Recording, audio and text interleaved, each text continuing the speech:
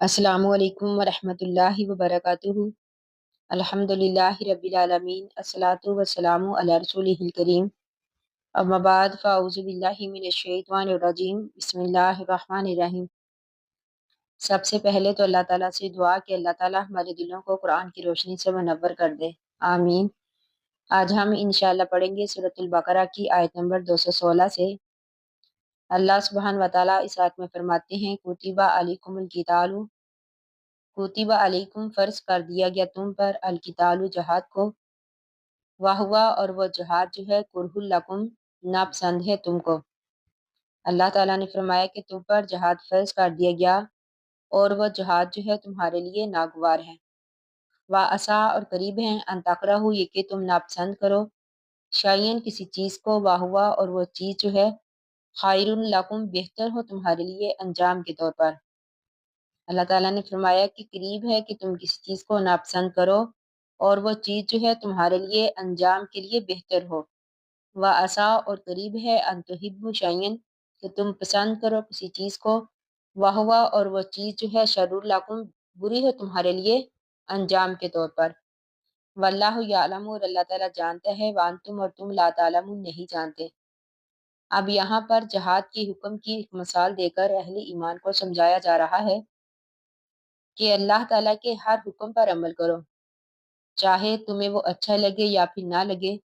اس لیے کہ اس کے انجام اور نتیجے کو صرف اللہ تعالیٰ ہی جانتا ہے، تم نہیں جانتے۔ ہو سکتا ہے کہ اس میں تمہارے لیے بہتری ہو، جیسے جہاد کے نتیجے میں تمہیں فتح ملے، عزت اور سربلندی ملے، مال اور اسباب ملے۔ تو اس لیے اللہ تعالیٰ نے فرمایا کہ اللہ تعالیٰ زیادہ جانتا ہے اور تم نہیں جانتے کہ ہر چیز کا انجام کیا ہے۔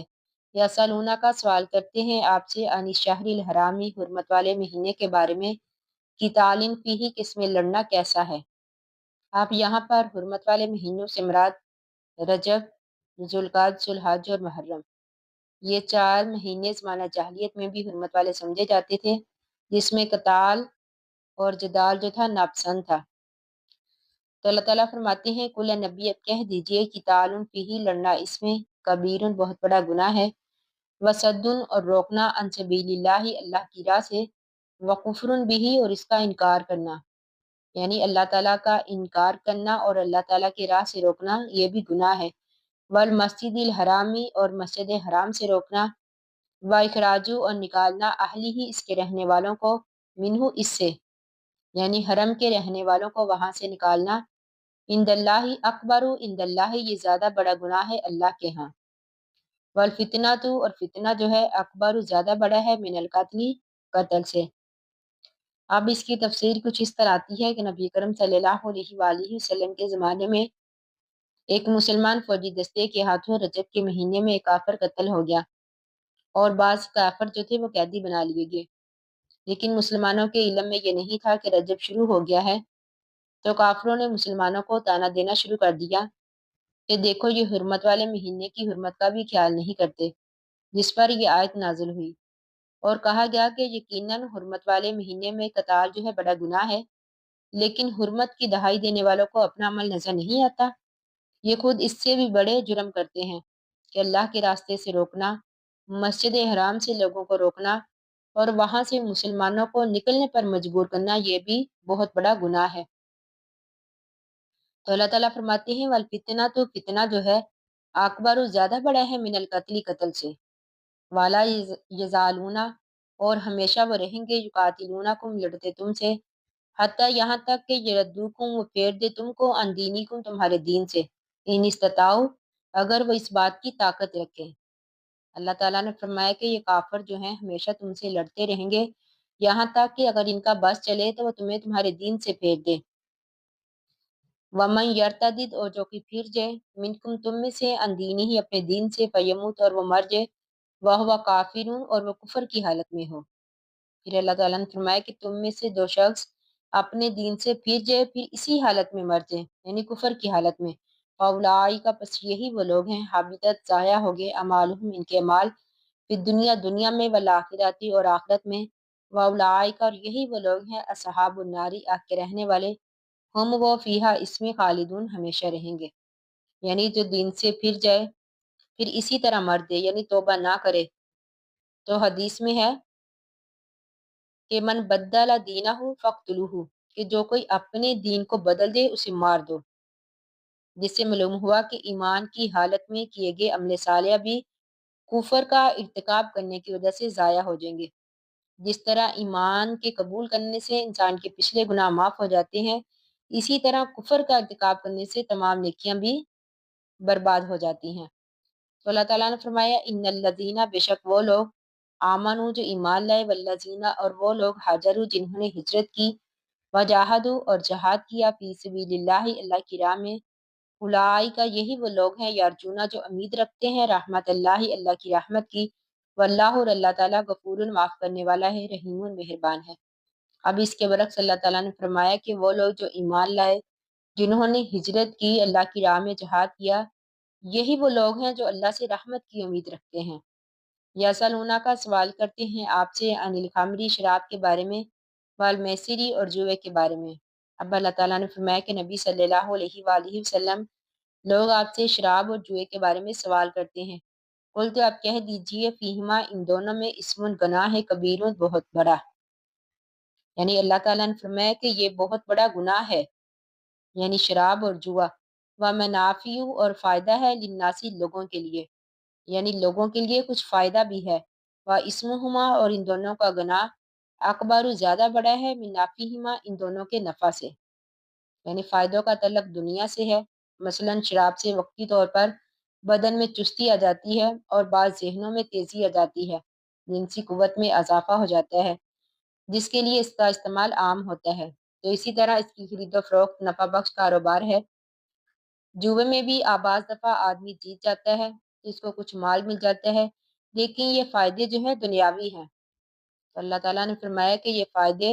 ان چیزوں کے نقصانات کے مقابلے میں کوئی حیثیت نہیں رکھتے جو انسان کی عقل اور اس کی دین کو ان سے پہنچتے ہیں، اس لیے فرمایا کہ ان کا گناہ ان کے فائدوں سے بہت بڑا ہے۔ وَيَسْأَلُونَ کا سوال کرتے ہیں آپ سے، ماذا ينفقون کہ وہ کیا خرچ کریں، قل تو نبی آپ کہہ دیجئے، افواہ جو ضرورت سے زائد ہو، کذالک اسی طرح یبین اللہ بیان کرتا ہے اللہ تعالیٰ،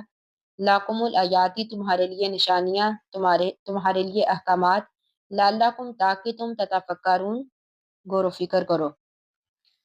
یعنی اب اس آیت میں اللہ تعالیٰ نے فرمایا کہ یہ لوگ جو ہیں آپ سے سوال کرتے ہیں کہ وہ کیا خرچ کریں، فرمایا جو ضرورت سے زائد ہو، یعنی جو آسان اور سہولت سے ہو، دل پر گرانا گزرے۔ اسلام نے یقیناً انفاق کی بڑی ترغیب دی ہے، لیکن اعتدال کو بھی ملحوظ رکھا ہے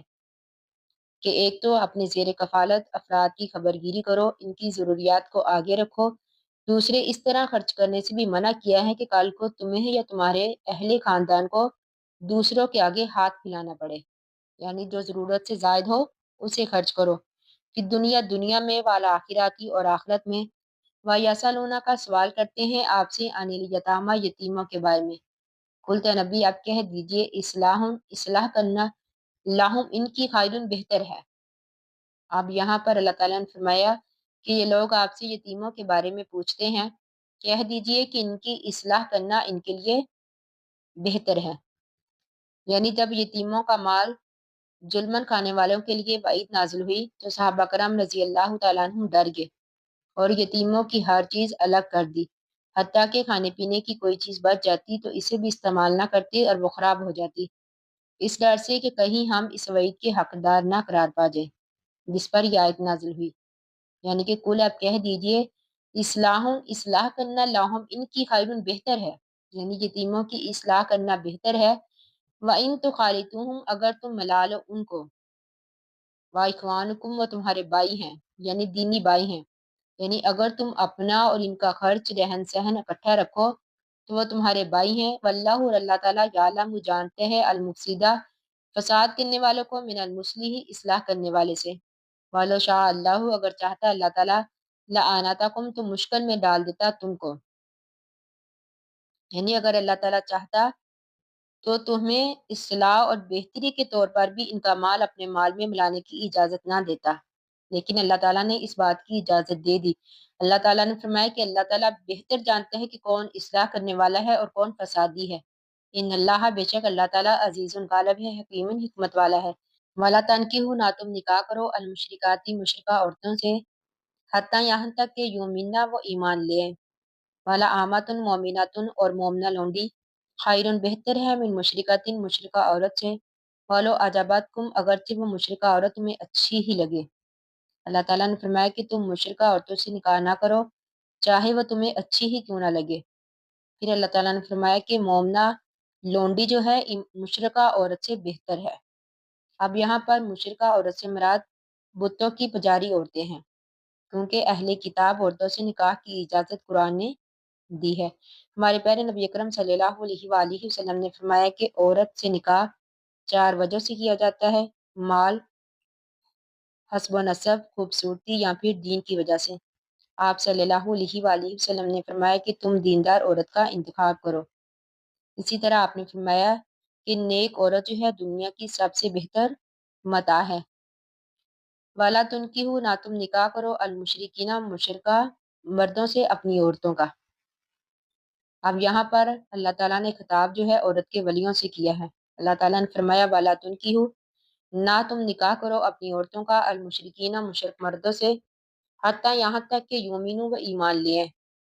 वाला अब्दुल मोमिनुन और मोमन गुलाम जो है खैरुन बेहतर है मिन मुशरिकिन मुशरिक मर्द से, वालो आजबाकुम अगरचे वो तुम्हें अच्छा ही लगे। अब यहाँ पर अल्लाह ताला ने खिताब औरत के वलियों से किया है। इससे मालूम हुआ कि औरत का निकाह वली ही करेगा। अगर औरत अपना निकाह खुद करेगी तो वह निकाह बातिल होगा। उलाइका यही वो लोग हैं यादूना जो बुलाते हैं इलन नारी आग की तरफ। अल्लाह ताला ने फरमाया कि ये मुशरिक लोग जो हैं दोज़ख की तरफ बुलाते हैं, इसलिए अल्लाह ताला ने इनसे मेल जोल रखने को मना किया है। वल्लाहु अल्लाह ताला यादू बुलाता है इलल जन्नती जन्नत की तरफ, वल मगफिरती और बख्शिश की तरफ बीज़नी ही अपने हुक्म से, वयुबय्यिनु और बयान करता है याती ही अपनी निशानियाँ लिन्नासी लोगों के लिए लअल्लाहुम ताकि वह यतज़क्करून नसीहत हासिल करें। व यसअलूना का सवाल करते हैं आपसे अनिल महीज़ी हैज़ के बारे में, कुल तो आप कह दीजिए हुआ अज़न वो गंदगी है। फ़ाताज़िलुन्निसा बस दूर रहो औरतों से फिल महीज़ी हैज़ के दिनों में। वाला तक़रबूहुन्ना ना तुम इनके करीब जाओ हत्ता यहाँ तक कि या तो हुन्ना वो पाक हो जाए। यानी बुलूगत के बाद औरत को जो अयामे माहवारी आता है इसे हैज़ कहा जाता है। यहूदियों में जो था, इन दिनों में औरत को बिल्कुल नापाक समझा जाता था।